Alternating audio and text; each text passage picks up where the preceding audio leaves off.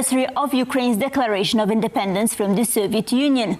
Celebrations and commemorations took place in Kyiv, attended by President Zelensky alongside foreign leaders.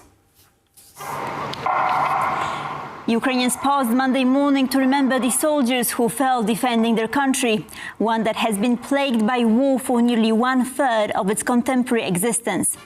To begin the Independence Day commemorations, President Zelensky and First Lady Olena Zelenska laid flowers at Kyiv's Wall of Remembrance. Foreign leaders, including UK Prime Minister Andy Burnham, later joined Zelensky for celebrations marking Burnham's first foreign trip since taking office. European Council President Antonio Costa was in Kyiv as well, coinciding with the EU's approval of €6.1 billion in financial aid for Ukraine's defense. Aerial, maritime and land drones were also put on display on Monday, as Kyiv touted its military might. Russia's relentless attacks against civilians have killed at least 11 people and wounded more than 100 over the past day. In the northern city of Chernihiv, Russian forces struck an apartment block, injuring at least 20 people, including 2 children. Meanwhile, 2 shopping centers in Odessa, belonging to Epicenter, Ukraine's largest home improvement chain, were set ablaze by drones on Monday. Gas and energy infrastructure also came under fire, with the combined attacks wounding 5 people. This comes after Moscow's Friday attack on a shopping center in the city of Kryvyi Rih, which killed 16 and wounded 130. Ukraine on Monday secured the release of 10 soldiers who were considered missing in action in what President Zelensky described as a, quote, special stage of exchanges. The group included members of the Ukrainian armed forces as well as the National Guard, who had been fighting in the Donetsk region. This latest release of prisoners follows an exchange last week that saw Russia and Ukraine each hand over 103 servicemen. Ukraine launched a large wave of drone attacks against Russian targets overnight into Monday, striking logistics and military facilities. As the latest target of Ukraine's long-range weaponry, Russian online retail giant Ozon saw 4 of its logistics hubs come under fire. This follows dozens of drone attacks on facilities belonging to rival Russian company Wildberries, with the Ukrainian Defense Ministry declaring on Saturday it is now Ozon's turn. Kyiv has accused both companies of storing dual-use goods and forming supply networks that support the Russian military. In total, 6 Ozon facilities have come under Ukrainian fire since Saturday. In a separate attack overnight Monday, Kyiv struck a facility that produces solid rocket propellants in Russia's Rostov region. To look at how years of war have reshaped Ukraine's military capabilities, I'm joined now by Peter Dickinson, Ukraine Alert Editor at the Atlantic Council. Good afternoon and welcome, sir. Good afternoon. Thanks for having me. Peter, so you have been living in and observing Ukraine for many years. Today, as Ukraine marks its 35th Independence Day in the 5th year of the full-scale war, how do you see Ukraine military? Well, I think today's drone parade that we saw in the center of Kiev was very symbolic. It was a representation of how far Ukraine has come. I believe it was the first ever in the world a drone military parade.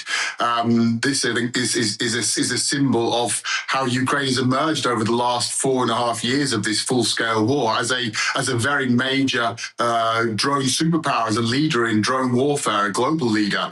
That's been, I think, probably the single most striking aspect of Ukraine's military progress. Of course, the Ukrainian army now is unrecognizable compared to where it was 10 years ago or even 5 years ago. It's far larger. It's far more experienced. But I think in terms of the single most significant aspect of that development is the technological progress that Ukraine has made and the innovative use that the Ukrainian military is making on a daily basis of drone technologies. Now, British Prime Minister Andy Burnham is in Kyiv on his first foreign trip. Let's have a listen to what he had to say.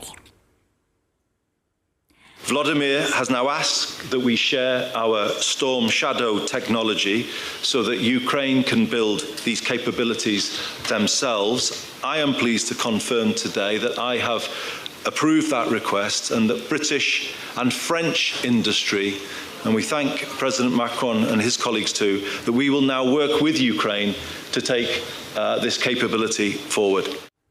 So Britain is sharing technology so that a British French-designed cruise missile Scalp, known as the Storm Shadow in the United Kingdom, can be manufactured in Ukraine.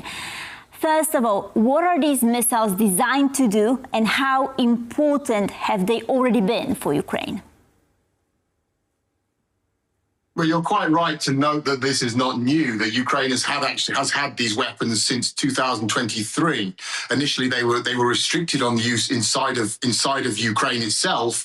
And then for the last 2 years, Ukraine has had the green light from Britain and France to use them inside Russia also.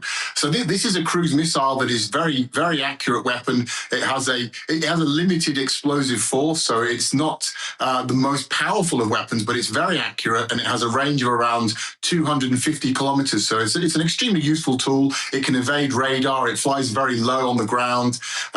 So it can be extremely effective, especially at hitting very specific targets, command posts, perhaps also for use against the ballistic missile launchers that are causing Ukraine so many problems at the moment. I think another important aspect about this deal that we now see unveiled today by the British Prime Minister is that once Ukraine manufactures these weapons, they become Ukrainian weapons, and so then there's much less chance for Russia to complain, to threaten, to try and intimidate France and Britain over the use of these weapons in Ukraine, or rather by Ukraine inside Russia.